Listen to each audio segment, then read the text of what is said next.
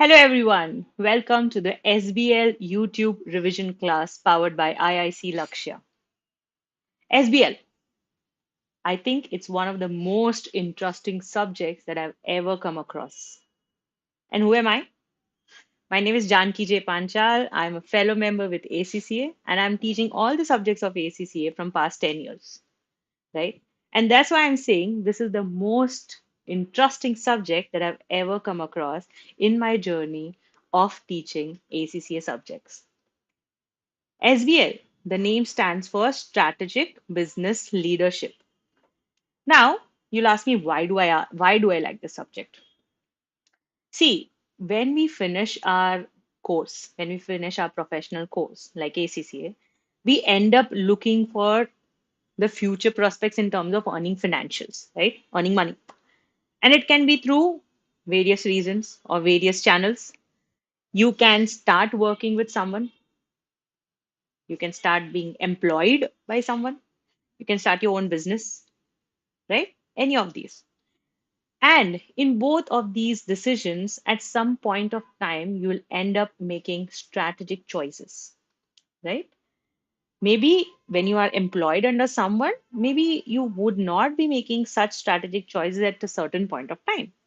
But your level of understanding, your level of analyzing, your level of evaluating situations will make your journey faster from this stage to this stage. And SBL teaches you everything along with this. If you notice this subject, the subject is even very different from the rest of the subjects that ACCA has. If we look at knowledge level looks at completely MCQ questions, like multi-choice questions, and it is a 2 hours paper. When we talk about skill level has got a mix of MCQs and constructive response, right? Where you're going to type in the paper, and you're going to use the MCQs. But even here, the constructive response is very straightforward. You don't have to do a lot of, I would say, story making here, right? When we come to professional level, if we pick up any other subjects like SBR, AAA, APM, AFM, or ATAX, all of these papers also are very straightforward questions. Even though they are constructive response, even though they are typing, they are a little straightforward. But SBL gives you an opportunity to act into a character, okay? Like do a role play, which is pretty interesting because it just gives you a real life situation and you need to handle it. Of course, the technical skills should be there, right? Whatever you have learned in your skill levels or your knowledge level in terms of your understanding of the subject will be utilized, but that would not be standalone. That will be utilized with everything else, with your way of communication. And that is why I feel SBL gives a better edge to people to portray themselves. Now, let's go to some interesting facts about SBL. The first interesting fact about SBL is in SBL paper, it is not always necessary that only if you know the models, which you might have done, if you know the models, then only you can pass the paper.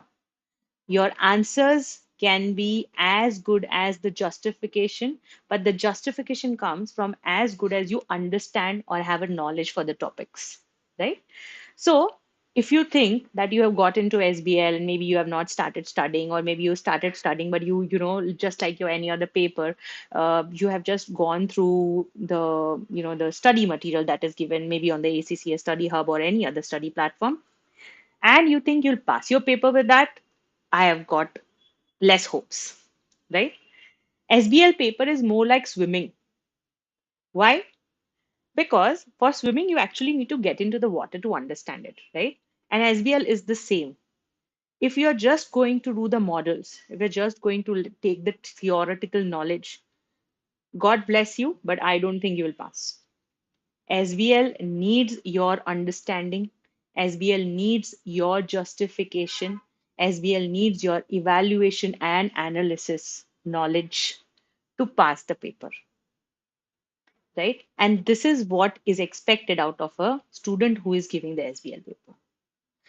Since you are in the second quarter, when the pre-seen material has started, you would notice that pre-seen material has brought a lot of edge. And we are going to speak about it in some time, right? It's brought a lot of edge to students to understand how to work with the companies, right?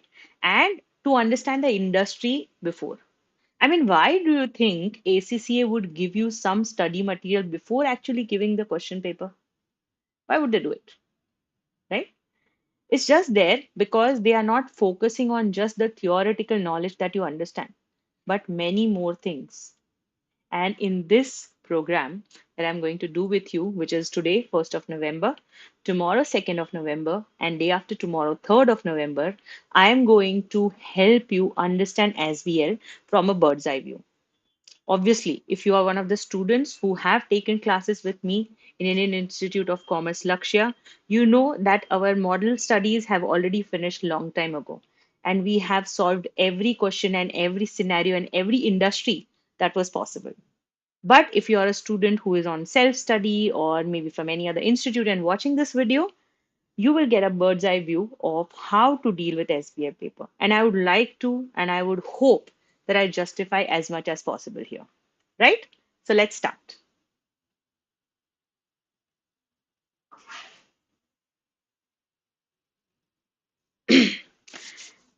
Most important, results, right?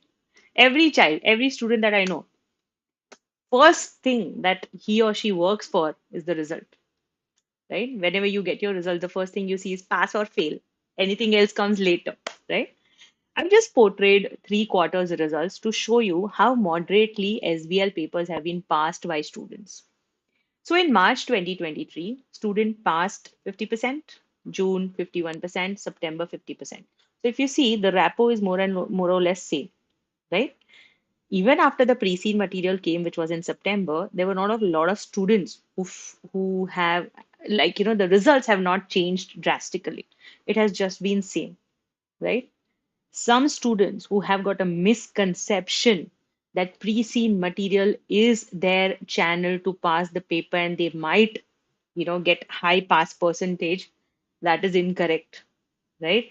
You are still grounded to analyzation, you're still grounded to evaluation, you're still grounded to your knowledge and justification and acumen, commercial acumens, right? If you think just by hearting the pre-seen material you can get over passing your SBL paper, it would not happen.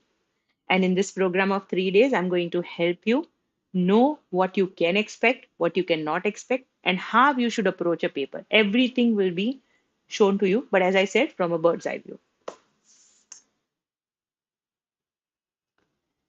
SBL mirrors the workplace and provides you with real world challenges, allowing you to demonstrate a blend of technical, practical, and professional skills.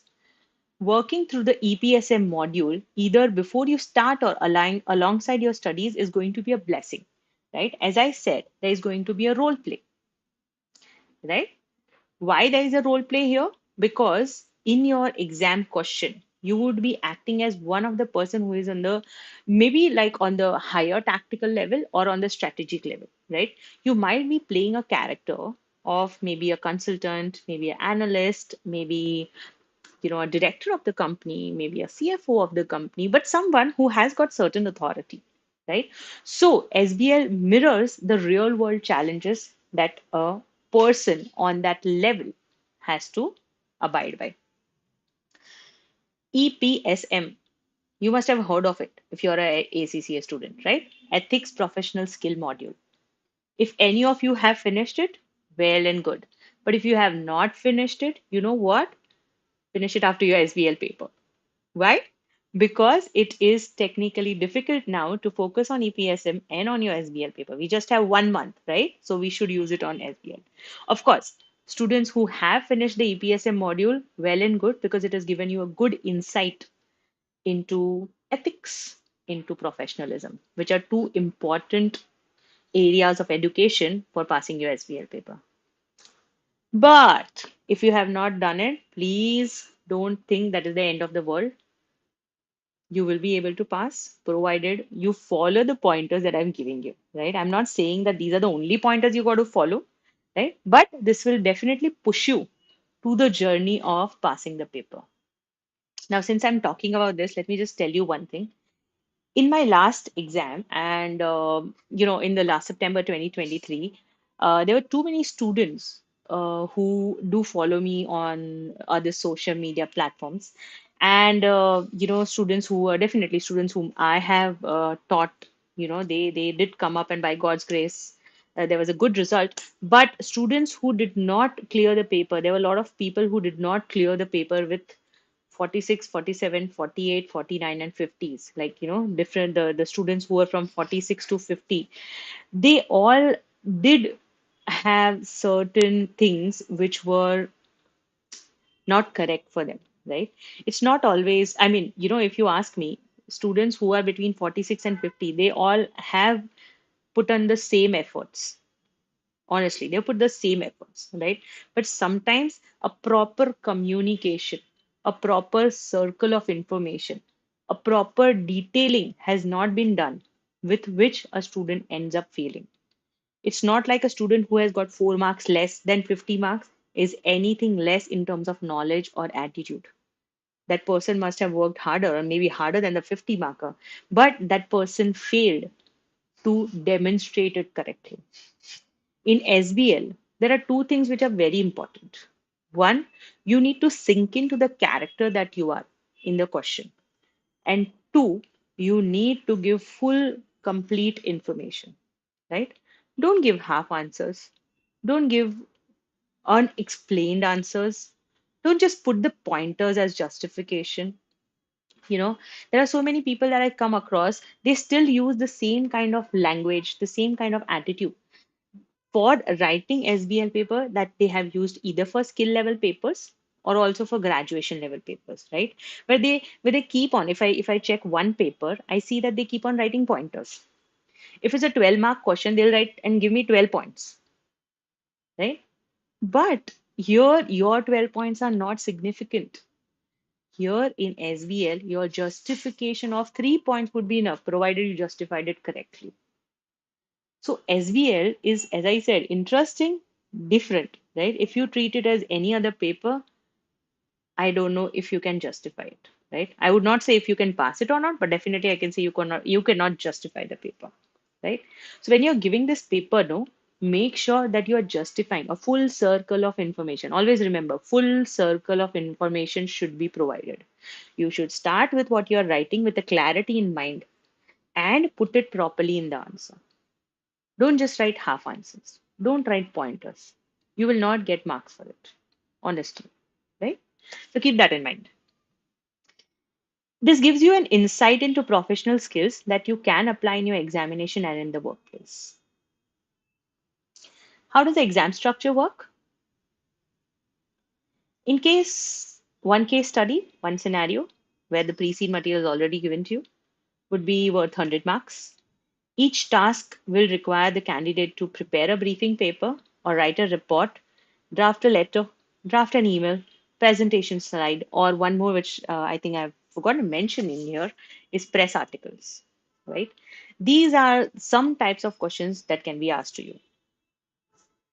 Getting into a character and acting as that person in the exam is the key, right? If you're just going to demonstrate your technical skills and not use your professional skills and ethical skills, it would be a half cooked or half baked answer. These 5 formats are easily available on Google, right? Find them, see how they are writing it, and put them in your answers. If you're writing a letter, normally when you write a letter or an email, you always have introduction, the body, and the conclusion, right? Same thing. When you're writing an answer, use the same thing. Your introduction, your body, and your conclusion. And the same format goes for a report also. But when you're writing a briefing paper, you can always start a briefing paper with the main story that they've asked for, and you can or cannot give your conclusion. It's up to you. When you're writing presentation slides, presentations need to be concise, crisp, and to the point. In your examination, you will be given a space after your presentation slides where you can elaborate the presentation slide. But in the exam, In the presentation slide, you got to make sure your presentations are to the point, crisp, non-elaborative.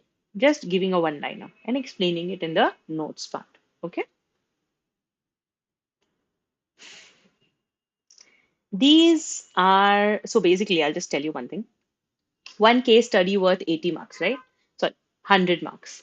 Out of which 80 marks is to understand how much knowledge you have for strategic business leadership or the content or the syllabus of ACCA of SBL.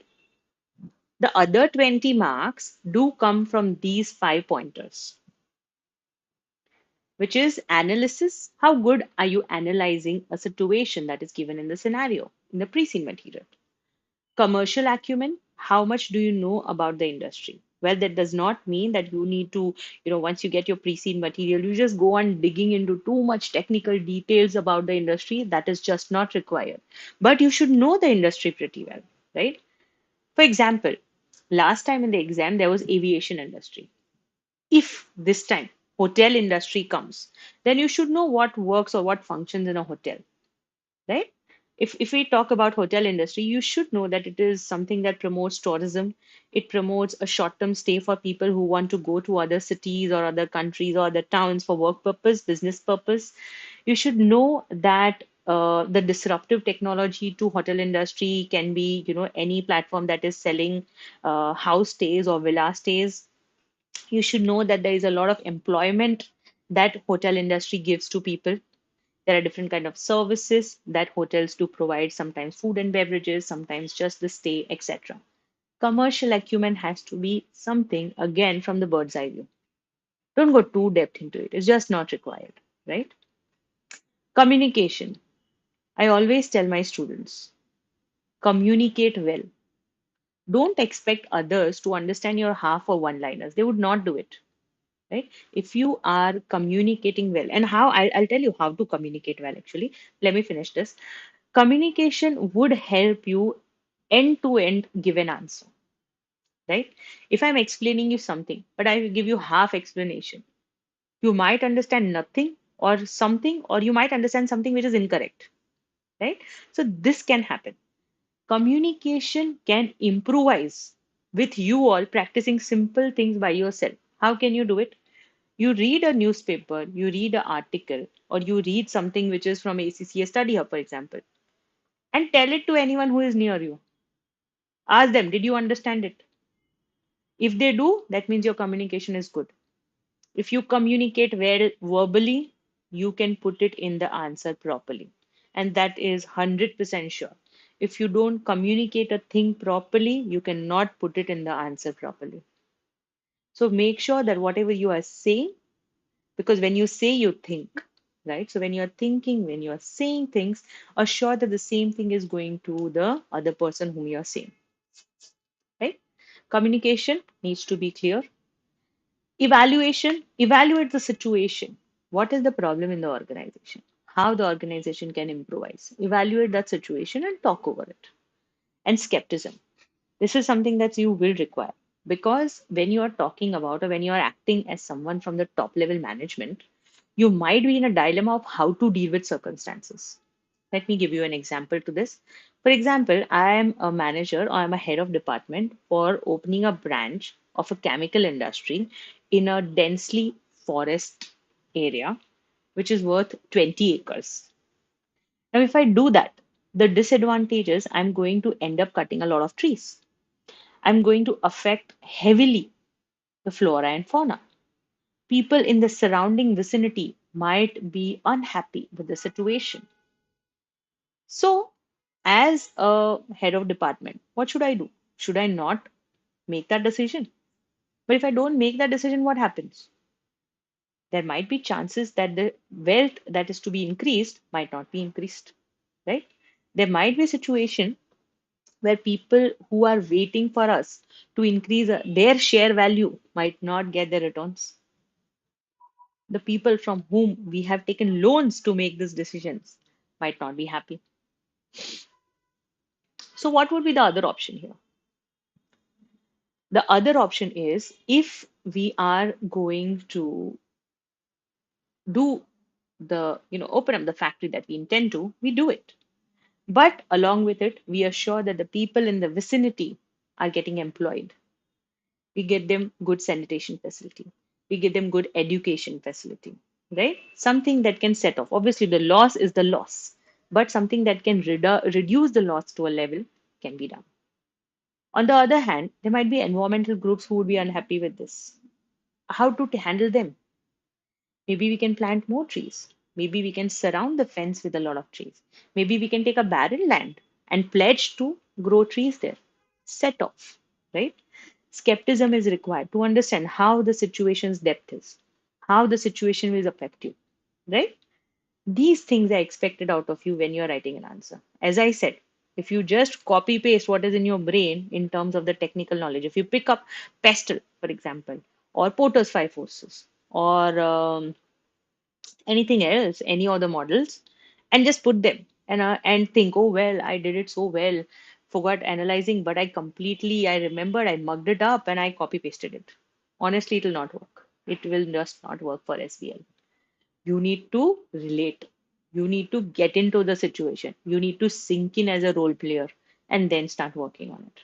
And these 20 marks, which is technically 4 marks for each of the points, right? These 20 marks will only come when all these things are done correctly.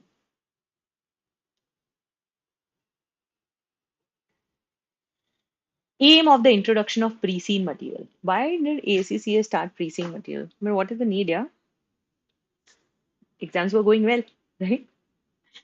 The main aim of the pre-seen material is to enable you to become familiar with the business activities of the case study organization and the industry in which it operates before the exam session. Right? When we talk about pre-seen material gives you around 30 to 40% of a glimpse of what the question paper is going to be. But it does not actually mean that this is the only whole and soul way of finding an answer, right? So pre-seed material is there. It will tell you, it will give you information about the industry, it will give you information about the organization, but that is all, right? And whatever you can sink in from that knowledge, you got to do that.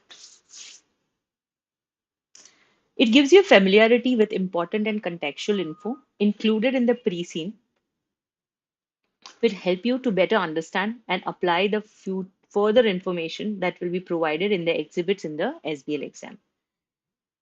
If you think pre-scene is the only thing that will make you pass, then unfortunately it is wrong. It will, as I said, 30 to 40% of your knowledge will come from pre-scene. The rest of the 30 to 40% would come from exhibits. Okay. Previously, until June, we had around 7 to 8 exhibits in the exam. Now the number of exhibits are also reduced to about 4 and 5, right? So that 4 or 5 exhibits, which will give you the predetermined, not the predetermined, but I would say the particular information about the organization is going to comprise of the 30 to 40%. And the rest 30 to 40% is your time management. How do you handle a paper? How well you are analyzing it? How much is your role play, etc., etc. Pre-scene is designed to provide background and context only and will not signal areas of the syllabus or tasks that will be included in the exam. It will give you the background, but there is nothing else that you can expect out of it. There are two things of the pre-scene: industry information and information of the organization. As I said, you need to have a bird's eye view of the information industry. If you don't know the industry, well, you can always look into it, right? In my program with Indian Institute of Lakshya, I made sure that all the industries that have been asked in past 10 years have been taken care of, because SBL is a new paper, but before that we had P1 and P3. So all the industries that have been taken or can be asked, well, we don't know which one would be asked, right? So all the industries were taken in the program and were handled in the class. So everybody at least knows what the industry is about. And obviously the organization which would have its own individuality will be explained. So those two things can be expected. Obviously, if you are a non-Lakshya student and if you are on a self-study or from any other channel of education, then definitely when you get the industry in your hand, just search for it. Not in depth, but bird's eye should be enough. ACCA will continue to base the study case study exam on an industry or sector of the economy. You should familiarize yourself with the info provided in the pre-scene, even if you're already familiar with the industry. This is because, for the purpose of SBL, certain facts about the industry may be simplified. I mean, when I saw last quarter's pre-scene, which was in the aviation industry, I was reading it, and I'm like, well, I know this, but sometimes those details are something which you overlook, right? And my students call me up like, ma'am, this is aviation industry. We know aviation industry. And I'm like, yeah, that is true, but still sink it in exam. Don't go back to those 7, 8, 10 pages of pre-scene because that will also be given in the exam. Don't go back. Sink it in as much as you have. Whatever you have, understand it, maybe learn it if required. It will not present a real organization, definitely a hypothetical. The specific information provided will vary depending on what is appropriate for your paper. You will need to spend time becoming very familiar with the information in the pre-scene. Sinking in, familiarity are two similar things, right? You may do some research to better understand the terminologies and activities of the industry. However, there is no expectation that students undertake further research. Remember that SBL exam is based on fictitious organization and the exam task will relate to this organization specifically and not to any general research that you may have undertaken independently. So it's going to be like, as I said, bird's eye view is what you're expected. Don't go too much in depth in any of the industry or the organization. Changes in SBL. Up till June, if somebody has given the paper until June 2023 and unfortunately did not clear and doing this for the first time, or everyone who is doing for the first time as a clean slate, these are the new changes or these are the new things that are expected from SBL paper. You'll be having pre-scene material 2 weeks ahead of the exam. Pre-scene material will help candidates understand and be acquainted with the case study and industry in which it operates. Look closer to the case study and improvise the purpose of SBL paper. Why would they give you pre-scene material beforehand? Because they are not just expecting you to copy paste the answers. They're expecting you to use it in a much efficient way, right? As I said, students from 46 to 50, same knowledge. But how do you portray it in the answers? How do you portray it in your exam is the key difference. There was a student who came to me and he messaged me on Instagram. And he's like, ma'am, I got 49 and I failed by 1 mark. I said, okay. And then I said, send me. So I gave him a question, a random question from the ACCA Study Hub. And I said, send an answer to me. Let me see what you wrote or how do you write an answer. And he sent me an answer. And I told him, okay, how much time you took for it? And for a 28 marks question, he took 1.5 hours to write. And the answer was so straightforward. And I told that boy that because of this mistake, you failed to get your 1 mark. You forget working on the time. You forget understanding that this is a professional level paper. You can't write it so amateurly, right? So mediocrely. These small details I'm telling you will take you a long way. ACCA papers are professional level papers, right? We can't treat them as BCom papers or graduation papers. I'm not saying any degree is lower than other. Every degree is important, but every degree has got its own nuances. And we need to understand and follow them as simple as that, right? So I hope if that student is in the class today and he knows what I'm talking about and he will make those changes and he will pass the paper this time. So that's why just change your perception from what you're doing. Keep mindfully thinking that okay, there's a professional level paper. I need to make sure that I'm going to reach that 1 mark because it's so disheartening to go to 49, right? I would rather get 30 than 49, honestly. That is what my mindset is. But yeah, small details, time management, most important. Language, most important. Knowledge of the industry, super important, right? Some things which we miss, we end up not passing the paper. Anyways, coming back to this, time duration reduced from 4 hours to 3 hours and 15 minutes. Number of exhibits have also reduced. I just mentioned earlier until June, we had 7 to 8 exhibits. Now we have got 4 to 5 exhibits. You'll be having 3 compulsory tasks with each having a various information. Professional tasks already mentioned earlier, which are of 5 marks each because 20 marks are given to professionals. Each task will be having a different response area. Different response area. There are 3 places where a candidate has to focus: technical skills, ethical skills, and professional skills. I told you, if you have done EPSM, well and good. If you've not done it, don't get scared. Ethical and professional skills does tell us about that, but it is okay. Ethical in general is where you are answering a question. Make sure that you are satisfying every stakeholder, which is important to you. Professional is in terms of language. Professional is in terms of behaving in a certain manner because you are at that position in the organization, at least hypothetically. And technical skill is where you remember what you have learned from a certain model, if you have, and portraying it. I'm repeating again.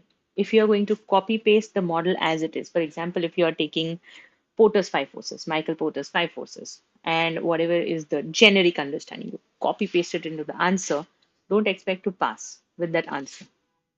Even the examiner knows that you know Porter's 5 forces. What you need to focus on more here is how you are going to connect it with the scenario, right?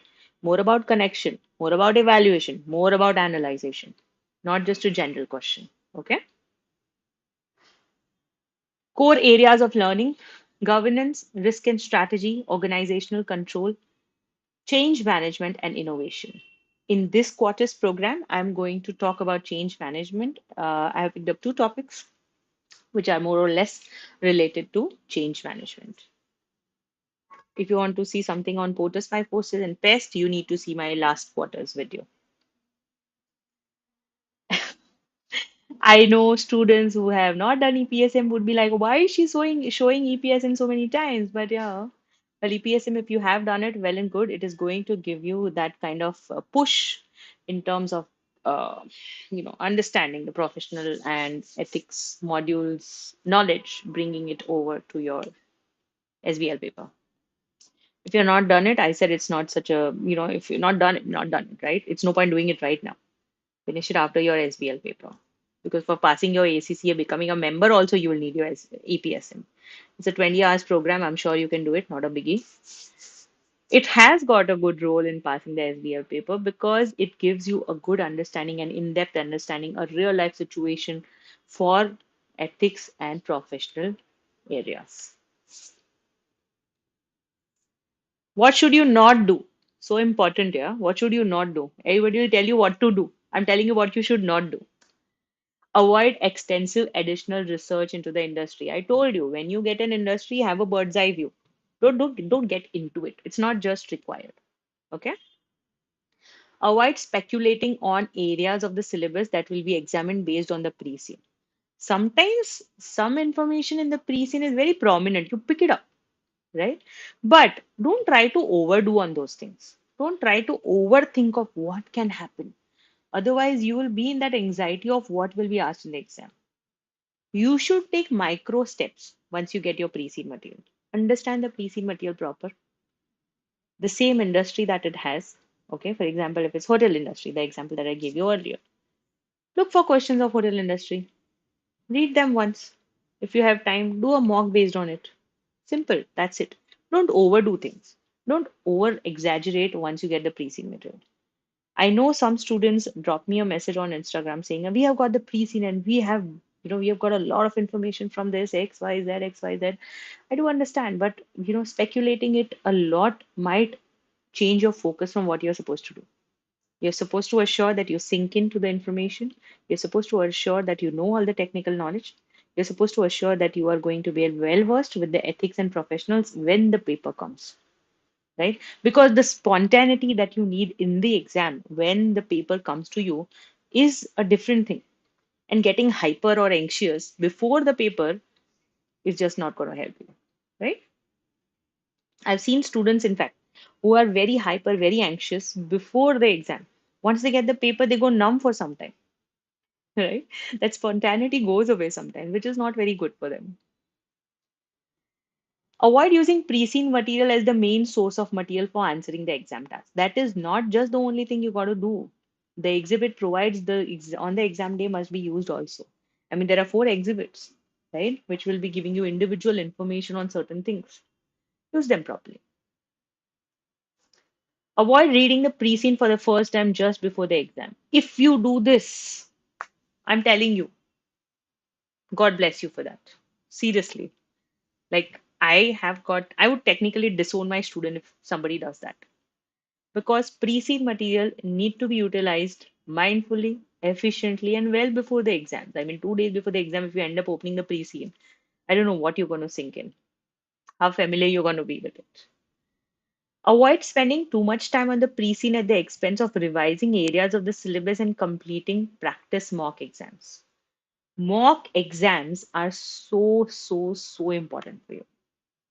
Before you get, now this is just a suggestion. I mean, normally we do more mocks than this, but if you are having a time crunch, at least do two mocks, proper two mocks with proper integrity, with your start time and end time, and see how much you can write for 3 hours and 15 minutes, two mocks before your pre-seed material.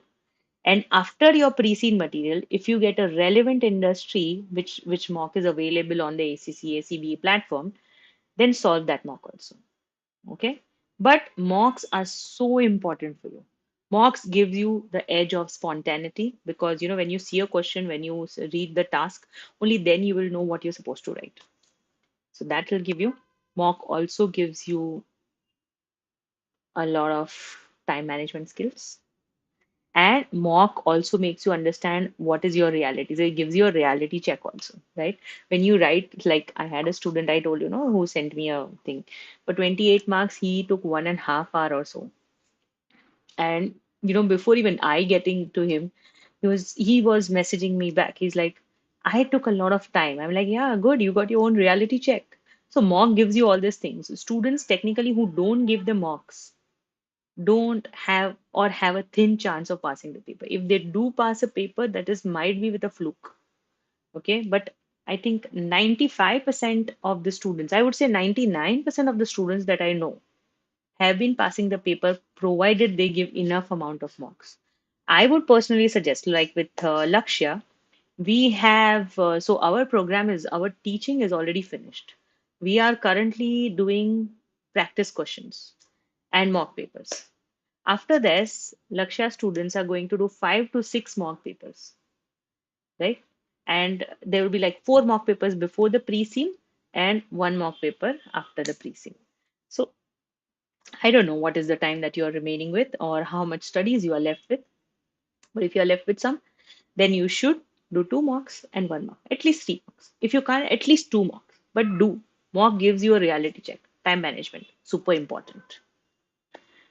Avoid question tippings and spottings, right? When it says tipping and spotting, that means that if there is a similar question, if there is a question on hotel industry, don't by heart it. Take a reference. Don't by heart it. It's not going to help you, right?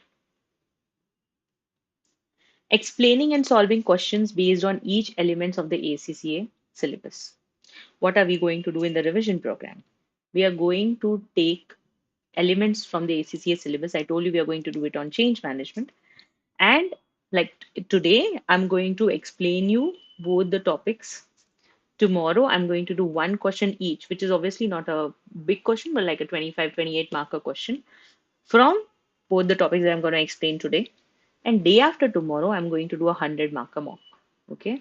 I'm not going to actually type the mock, but I'm going to explain you how to deal with a mock when a mock comes in front of you, when an exam paper comes in front of you, right?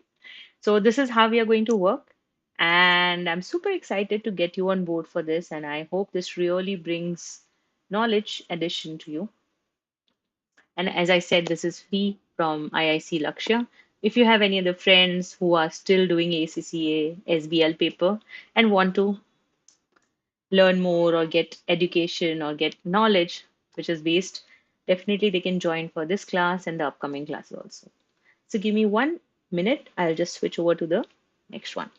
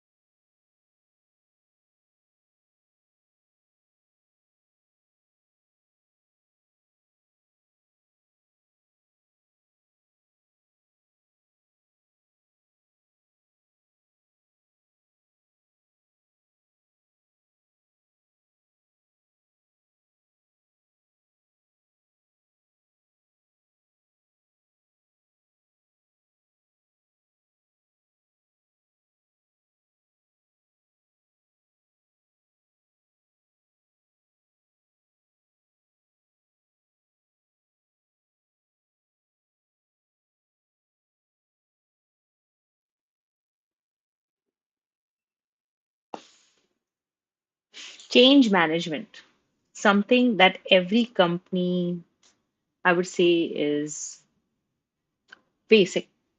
Okay. Every company faces change management. It can be sometimes intense, it can be sometimes less intense, depending upon what amount of change is being faced. For example, if I have got, so if I'm like a junior staff, okay, and I am working in cubicles, okay, small cubicles in an office, and there are 6 cubicles. Now, when I go next day to the office, I realize that my cubicle is shifted from where it was from past 3 years to some other area, right? Change. I might not like it. I might resist it. I might ask, right? It's human nature to resist the change. It's human nature to be reluctant depending upon the intensity of the change. And it is obvious for organizations to have changes in them, right? Every organization who still believes in primitive way of working might not work in this technologically advanced era that we are in, right? Every organization keeps on changing. It even like as simple as products, right? Earlier we used to have those big fat TVs. Now you have thin, slim TVs. Change, adaptation to new technology. Similarly, organizations also need to do the same thing, need to change and adopt. Here in change management, we are going to talk about two topics which are interrelated. One, managing strategic change, and second is project. Okay, leadership and changes or managing a project. Let's start with the first one, managing strategic change. Managing change basically has got two parts to it, end result and nature, right?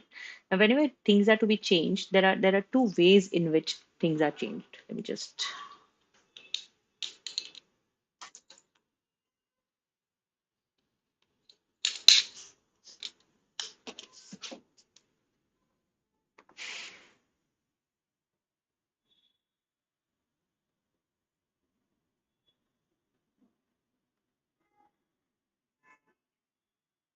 the change needs to be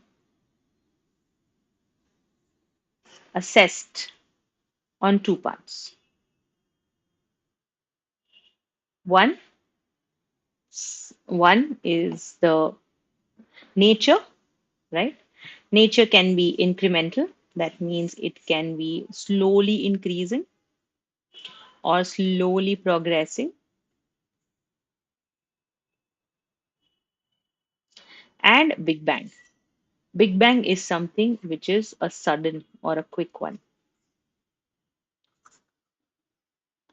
When I gave you the example of TVs who have moved from, the fat TVs to the thin TVs, is a slow progression, incremental nature.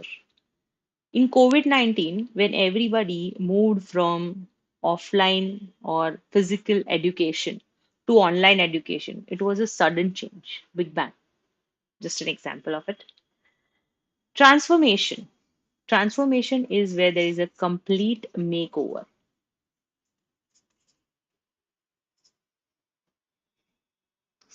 Realignment is redoing the existing, right? Completely shifting from one kind of way to another is called transformation, right? If you have a land, I'm not good at drawings though, but I'll try. This is a land, okay? And if I make a land, a house, I told you I'm not good at drawing, but yeah, my God, such a sad house. Wait, let me just make a good house. Yeah, okay. Right. So if there's a land, a plain land, and I make a house on it, this is called a transformation because I've changed that area into something else. Okay. But if there was already a house and I maybe redecorated it, I'm just seriously, I'm trying to draw. Can you believe my mother is an architect? Can't even draw a house. right? If there was a house and I redesigned the house or made it a bigger one, it is called a realignment, right? So changes can be of all different kinds. It can be big bang, incremental transformation, and realignment. If there is an incremental change with a transformation, it is called evolution. If it is a big bang change with a transformation, it is called revolution. If it is an incremental change with realignment, it is called adaptation. If it is a realignment with a big bang, it is called a reconstruction, right? Now, I'll explain this again to you. Evolution, adaptation, reconstruction, evolution, right? Something that is sudden in the nature and in the results, revolution. Big change, major change, sudden change, complete makeover. Something which is slowly incrementing, but a transformation definitely, evolution, right? Slow in the nature, but fast in the results, like completely change in the results. Something that is fast in the nature and the result is more of a shifting into what it is called reconstruction. Like my house, I showed in the whatever that was. I can make a better house. Yeah, see. If it was just this much, right? And this is the old house. And if I make it into this, it is a reconstruction. The change is visible, end result is realigned. If the change is incremental and realigned, it is adaptation. So these are the four characteristics, there are four types of changes that happen in the real world organizations. Transformation entails changing an organization culture, fundamental change that cannot be handled with existing original organizational paradigm. That means a complete makeover. Realignment does not involve fundamental reappraisal or a central assumption. Incremental. This can take a long period of time but results in a change fundamentally. Big bang. This change can be forced, reactive, using simultaneous initiatives on many fronts and often in a relatively short space of time. Explanation of the types of change. Adaptation. Most common type of change, slow and gradual. Reconstruction. Quicker change, often brought with sudden external pressure, like a new competitor or innovation. Organization may launch many activities at the same time rather than aim for gradual approach associated with an adaptation. Evolution, anticipation of the need of future change, an organization will aim to change its culture over time. There's one more thing which is given by JSW, Johnson School and Washington, which Johnson, my God, tongue twister, Johnson, Scholes and Whittington. I prefer saying JSW. Suggests that this can be the most challenging type of change as there is no immediate need for it, but it will be vital to the long term success of the organization. It might be best supported by switch to a more learning organization with a clear commitment to sustained change. Revolution, which is the last one, involves rapid fundamental change within an organization, followed with a period of strategic flux. Important term, I'll explain you in a bit. And the organization is likely to be facing extreme external pressure for change. Culture within the organization is likely to have significantly adopted to a new process, product, market, and objectives. What do you mean by strategic flux? Whenever a company is making a decision, before making the decision, company does have some mindset, right? Some expectations out of the new strategy that it is brought into picture. For example, I'll give you an example of Vodafone and Idea.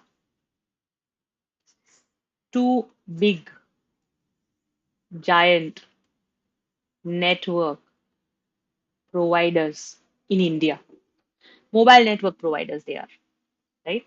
Now, when these companies were working very comfortably enjoying a good margin, that is when this person came into markets. Geo brought the same services that these people brought, that the existing people had, right?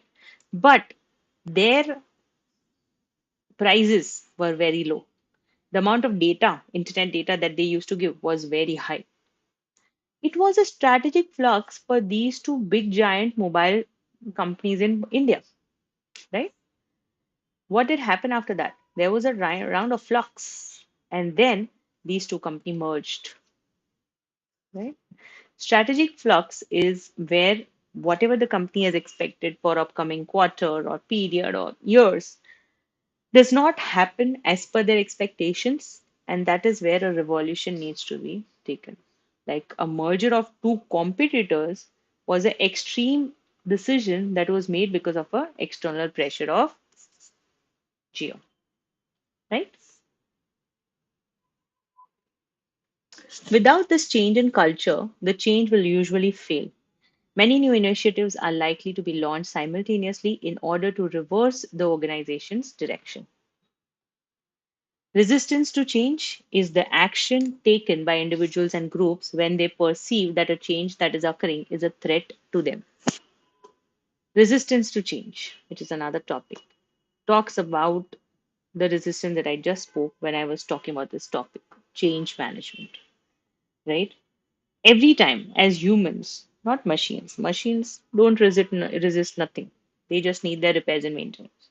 But for working in an organization, to make a company flourish, we need humans. Humans are reluctant. So, resistance to change needs to be analyzed. That happens when actions are taken by organizations which people working inside don't like, right? And resistance is any attitude or behavior that reflects a person's unwillingness to make or support a desired change. Why do humans resist? Why do employees resist? Social factor, personal factor, job factor. Social factor, like they dislike to need to break up current social environment. Personal dislike of people implementing the change, lack of consultation leading to rejection. Personal factors are implied criticism of current working methods, feel less valued, work becomes more monotonous. Job factor, fear of technological unemployment, fear of changes to working conditions, and fear of demotion or reduced pay, right? So the resistance in an organizational setup can be of anything, social, personal, or jobs. Kurt Levin came up with an idea of how to overcome this resistance. Because, as I said, if there are humans, there's going to be resistance, right? Now, the question is how to overcome it. Because companies cannot jeopardize their growth or their change because people are reluctant to work towards it, right? If I am a 30-year-old employee in a company who has worked in that organization for 7 years, if there's anything that is changing, I might not like it. But that does not mean company would not change it. They would change it, right? So same thing. How to overcome it.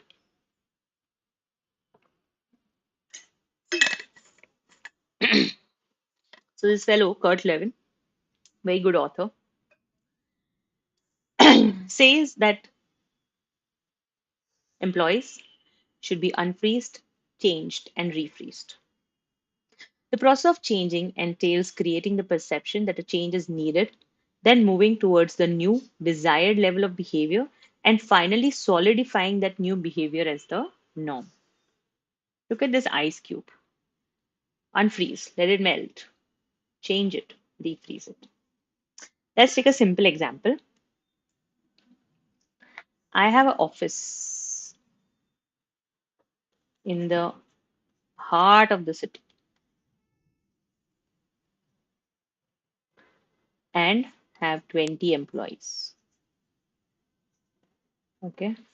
Now, the office that I have, there are certain issues to it. One, the rent is very high. Second, customers are complaining of traffic and parking space. Because of this, what I did is I moved this office, which is in the heart of the city, to the outskirts.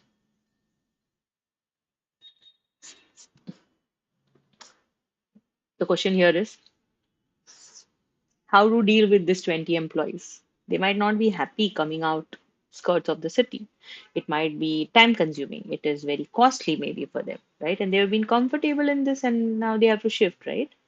So, as the owner of this organization, how would I react? How would I overcome the resistance which I know will be faced? I will unfreeze. I will communicate, right? I will let them settle down and take the information. First, I'll communicate with them what are the challenges that we are facing, right? Because, see, if any organization needs to work, it needs to work with the help of the right set of people. We're going to do talent management in a few minutes, but I'm just saying that, right? Right amount of right talent of people, right? Communicate well with your employees. What are you expecting? What are the challenges, right? So they would end up understanding you. Once they understand you, bring this information to them. I'm going outskirts. Oh, we are going outskirts, right? They will accept the change. And once that is done, refreeze. Such a simple thing, but complicated in real life. Communication, always a barrier. Understanding might be something which is not good, but can be helped with transparency and then rephrasing. So, this is what Kurt Levin says. Unfreezing. Create the initial motivation to change by convincing staff of the undesirability of the present situation. The change process itself mainly concerned with identifying what the new behavior or norm should be. This stage will often involve new info being communicated, new attitudes, culture, and concepts being adopted. Refreezing, ensuring that the new process and systems become a natural part of the organizational control. Cotter and Scheslinger, another set of authors, believe that successful change is achieved through strong leadership, and they set out the following change approaches to deal with resistance. So, what did Kurt say? Kurt Levin, he said you should use these three stages: unfreeze, change, and refreeze. Cotter and Scheslinger focuses more on leadership. They are saying if the leader is good, if the leader is able to handle the change properly, then that will be procrastinated to the employees also. Methods of overcoming resistance, facilitation and support. Support your employees. Facilitate them, comfort them with all the information that is there given. Participation. Let them participate in the decision making, right? It has always done wonders. Companies do take this kind of style, leadership style, where involvement of junior staff is there. Manipulation and co-optation, where manipulation is not a negative word, but it's just that speculating too much is manipulating. But here, manipulation is more focusing on communicating it in such a manner to your employees that they might not find it a bad deal for them. Negotiate with them. Educate and communicate them about the circumstances, about the transparency, about the pros and cons, etc. And obviously, at certain point of time, power and coercion is also required.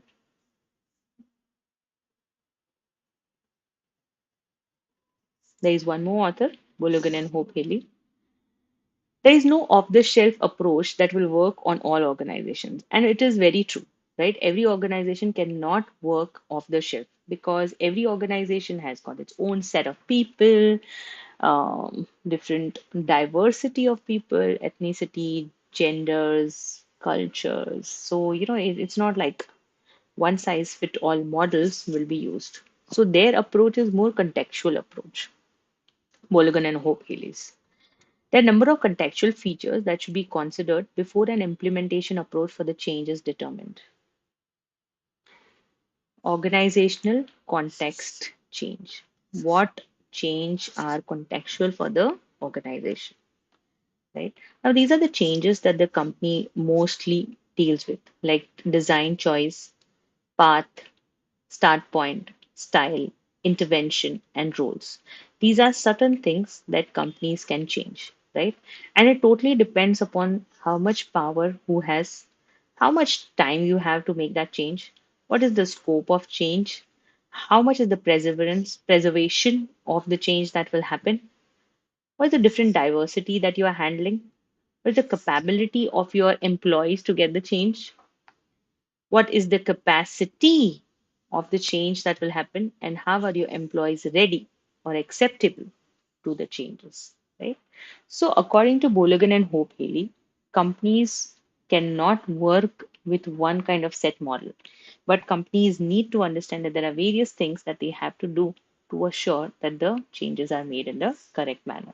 So, they don't have a clear solution to overcome the resistance, but they are saying that contextually there are various things on which the change would depend.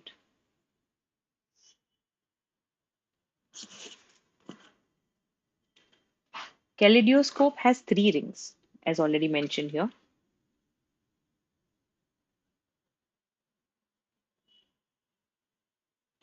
The outer ring relates to the wider strategic context. Middle ring, contextual factors, and inner circle has got choices and interventions. Contextual features, time, there is time for longer, quick, or you have a lot of time, or it's going to be fast. Scope, how much scope it is, how much is going to affect the overall workings. Preservation, which aspects of working culture and competence. Diversity, the need to recognize that different departments may have different subcultures. Capability, either whether abilities exist to cope with the change, or this can be done on individual or managerial or organizational level. Capacity are resources like money, managerial time, etc., that you need to invest. Readiness, how your staff are aware and ready for the change. And power, how much authority and autonomy do change agents have to make. Each of these factors have been assessed as positively or negatively. Positive features facilitate change, and obviously the negative ones do not facilitate change or restrict the change. Design choice represents the key features of the change. Change path clarifies the types of change in terms of time scales. Change start point is where the change is initiated. Change style, which management style should be adopted. Intervention, which mechanism should be deployed. Roles, assigning roles and responsibilities. Then comes talent management, right? So when we talk about how to overcome change, there are three authors that we saw. I'm just quickly recapping it before the next thing starts. Kurt Levitt, Cotter and Schlesinger, Bologan and Hope Haley. Then comes the talent management topic, which is talking about the POPIT triangle, right? The POPIT stands for people, organization, processes, and information technology. According to this model, it says that the company can work effectively if all these things are in place. And that's why if you see all the triangles that are in the big triangle are of the equal size, that means each one of these things have got its own importance. People, organization, processes, and IT. One aspect of POPIT is people.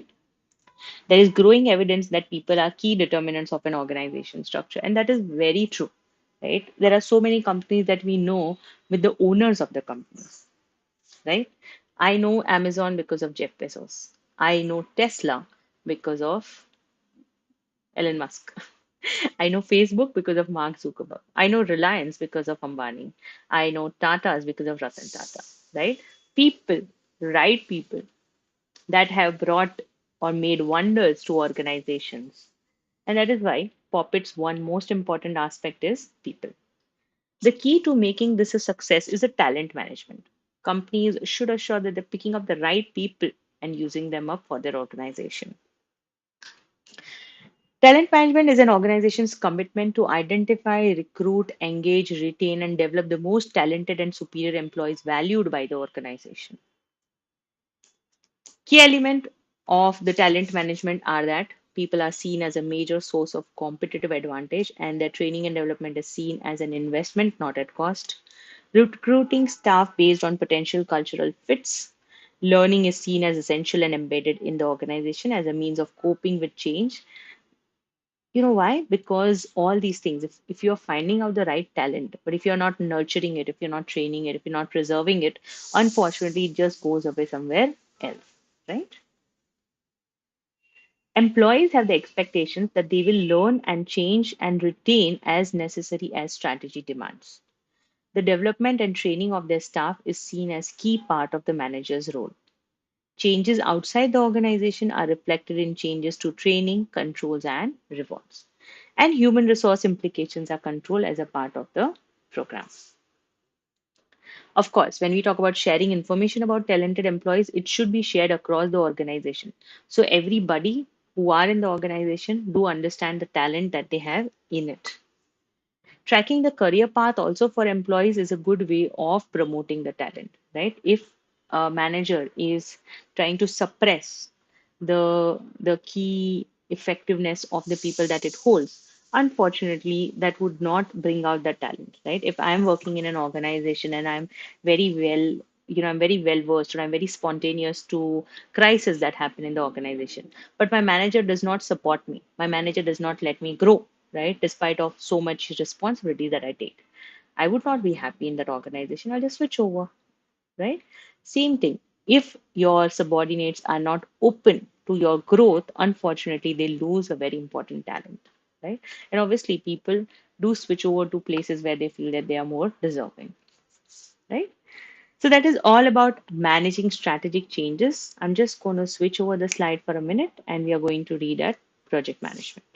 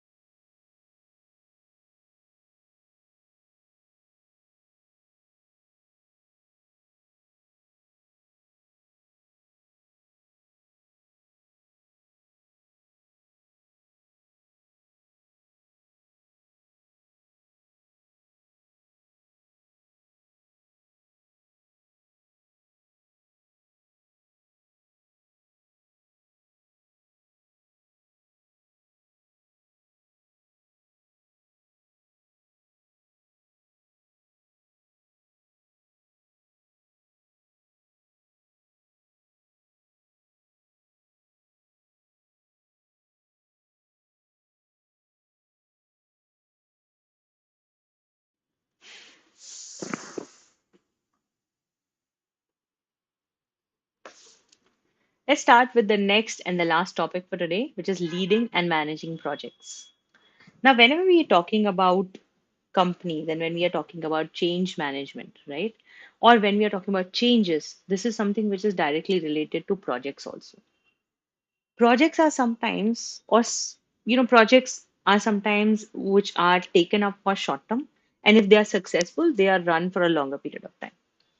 For example, if I am having a restaurant, okay, which is working pretty well and we are selling Indian Mughlai food, okay, where you have curries and you have chapatis and breads of different kind and rotis, etc. Right? Now, if I am a very established restaurant having a lot of branches in a country that I work with, if I want to get into the food stall chains means where there are, when there are music festivals, etc., and there are little food stalls that you see there, right? And I want to do that because I want to increase my reach. I want to increase my vision, like more people can see me, my visibility. And I want to experience how it is to work in a food stall. Because the nuances of working in a restaurant, which has got a closed kitchen, to working in a food stall is totally different. Because here the kitchens are open, there is more crowd, there is a selective menu that has to be sold, the staff has to be more spontaneous compared to a restaurant, right? So if I'm doing that, and obviously because these are like short-term products, so if there's a live music concert, it might just happen for one day, or if it's a festival, it might happen maximum for 5 to 7 days, right? I cannot expect a lot of people to be employed for the food stall business because it is a temporary business. Now, if I am using my existing staff to do the work there, what will happen? The organization is going to pick up people and put it there, right? That is going to be a change for them. People who are very comfortably working in the restaurant, in the back office, something, which is little more, I would say 100% little more quieter. Because, while I was back in London, I have seen how a restaurant works because one of my friend did used to work in a restaurant as a manager. And I had a little food stall that I opened up for a flea market, a Sunday market that we used to have. And, we tried it for one Sunday, and I'm telling you, it was a experience of an experience, right? Very fast. You've got to be very spontaneous. So totally two different things. Employees would resist a change like this, right? Because they would not be comfortable. They know the nuances are totally different. They would not be comfortable doing this. And that's why I'm trying to connect these two topics, change and managing the project, right? Here, managing the project, leading and managing the product. Let's see what we have. What is a project? Project is everything or anything that has got a specific time, task, and outcome. Features are specific objective, defined start and end time. I told you a food stall starts on a particular day. When the festival starts, closes on the last day of the festival. It consumes resources. It is unique and have cost constraints that must be clearly defined and understood to ensure the project remains viable and requires organization. So this is how a project's characteristics work. There are five important phases of a project life cycle. Initiation. Initiation is where the project is still here in the mind, thought, right? Project kicks off from here, but it kicks off maybe just as an inception of an idea, right? The second one is planning. Once the inception is materialized, once it is approved, that is where the planning, the detailed planning of that thing starts. Where, if the same restaurant example that we take, if we are taking the same thing, then here the talking or the discussion would start with who is going to be deployed, how many hours of work, what would be the menu, because you can't be selling curry and rice and chapatis or breads in the music fest, right? You might be selling sliders or rolls, right, or biryanis, right, which is like a fast food, but obviously not like a proper meal because it's just not possible to have it. Menu and people and menu and produce and how much would you sell and expectations, etc. What kind of equipments you need, all this planning, detailed planning will be done in stage two.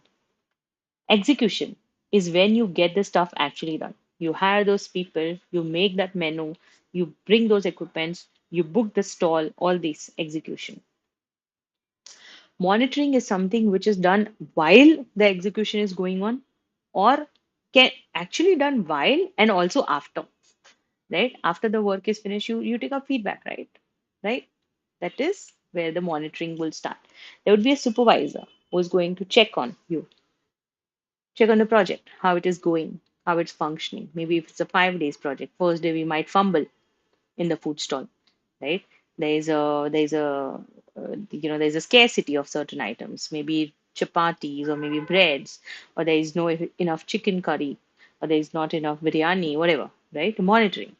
Next day, improvising, right? Closure is the final stage, wrapping up things, terminating the whole project, packing up your things, and coming back to the restaurant. So these are the 5 important stages of a project life cycle. Initiation, everything that occurs before a project is approved. A detailed planning begins after that. Phase is when the project sponsorer clarifies 3 things: objective, scope, and the constraints. Then they use that info to prepare the project charter. Charter is like a document to be reviewed and ideally approved by the stakeholders. When that's done, the project planning phase begins because, unless we get an approval, that means we are not ready to get the finances. Once we get the finances, is when we can expect the things start working. 5 steps to follow here is identify your project. Why do you want to do this project? What will you create in the charter or a file or a document? Understand who are your major stakeholders. Analyze your resources and pitch your project or get the approval. Second stage is planning.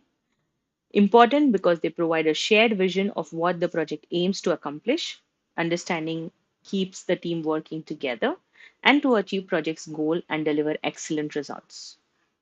The planning is likely to be recorded as an element of a project initiation PID document, very similar to a charter actually. This is not a one off or pre project document like a business case. It will contain a business case document and project plan, but it is also likely to be constantly revised and updated throughout the project life to reflect key changes. PID typical content might include a purpose project, project and investment objectives, and a scope statement. It also includes the deliverables, that is, what is the expectations, cost and time estimate, benefit and change owners, chain of command, team responsibility, project getaways, performance measures, and results. Responsibility and project getaway. So, if you see project planning as it is a very detailed stage, it will do a PID, a project initiation document, which has taken consideration of every aspect that is there in the project to function in the way that is desired out of it. The plan includes the resources, overview of the project, definitely overview of the project. Just a second. Resources, what resources? Detailed plan of how to go about it, evaluation of what we are going to get out of it, dissemination once you close it, and the exit and sustainability plan. If for any reason the project didn't work well and you need to end it up midway, what are the exiting chances and the sustainability chances, right? Simple example for this is, for example, if I've opened a food stall, again, my drawing, I know it is bad, and I am selling, say, chicken rolls and veg rolls, okay? I'm selling at $10 per roll, right? There's a stall just next to me selling the same items, and he's selling it at, say, $6 per roll. How can I sustain when somebody next to me is selling at 6, right? Maybe I'll change the price. This is just my quick thought process, okay? Or increase the quantity, provided I can afford it, right? In your project plan itself, you have to make your sustainability plans. Exit plan is definitely, if you don't want to work, next day you say, okay, shutting it down, closing it up, right? As far as I can afford it, I might still compete with my neighbors. Execution is a stage of project where everything your team has planned is put into action.